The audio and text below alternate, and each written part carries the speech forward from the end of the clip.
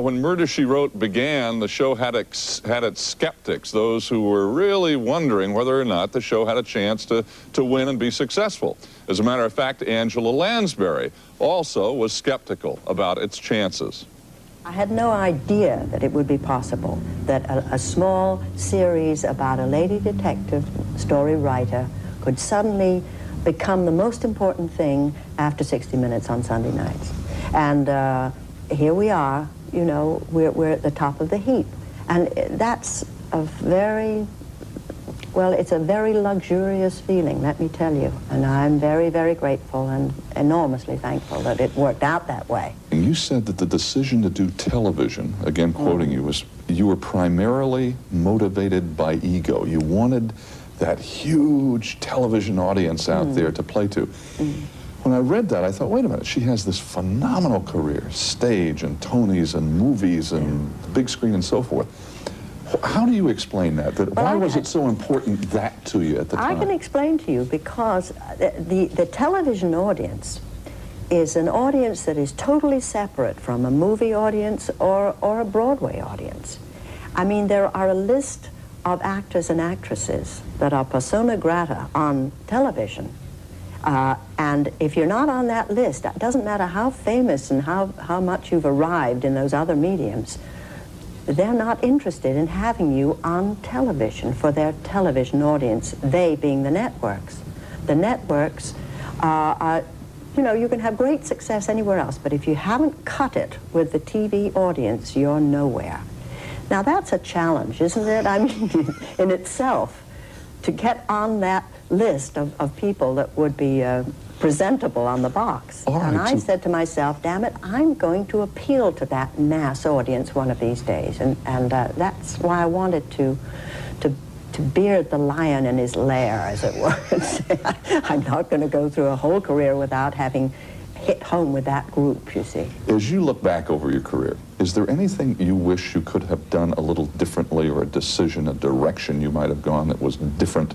Not that you could now, I know it's a hypothetical question. It is a hypothetical question, and it's a tricky question because one says to oneself, well, say I had had a very exciting career at MGM, which grew and blossomed, and say I had become a great leading lady there and a great movie star.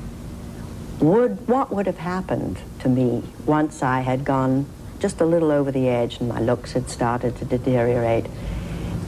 I don't think I would have had a career today. But you say, what would I wish that had been different? Well, at that time, I would have wished that I could have been a leading lady, you see, and was never thought of as that, always as a character actress.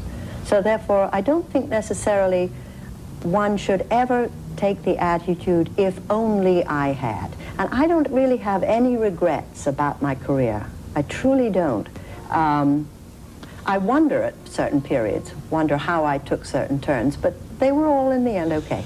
You fought for the role of Mame on Broadway, I understand, right? Absolutely, yeah. You went for it. That was the one role that I felt absolutely spiritual affinity to play. I just had to play that role. That was the one thing that I came out of MGM and all the movie years with this tremendous desire to show everybody that I could be a glamorous leading player, and I had to do it via the stage, live on stage. I couldn't do it on film. Have never to this day done it on film, to this day. But I can do it in the theater, and had a 15-year career in the theater doing just that, taking stage, being the star of the show, and but never have done it in the movies.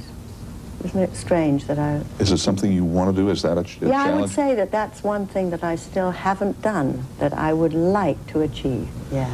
Maybe you can help me with something. Occasionally, when you go to the theater and you have friends in a show, and the show can be dreadful, or the person, your friend, can be, for whatever reason, not what you would hope for them, right? Either not a great performance, or the play is bad, or the show is bad.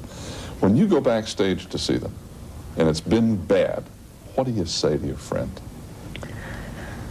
Well, you say, well, you've done it again. Angela. Or you say, it was riveting.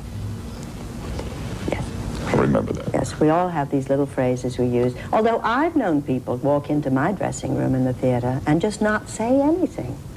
And I admire this. I always feel as if I have to say something, and to say something really marvelous and thoughtful and careful. And of course you don't. You can walk in and just say nothing. How are the children? How are the children, yes. Or do you have a drink of water? I can... Angela, thank you. Thank you. We'll be right back.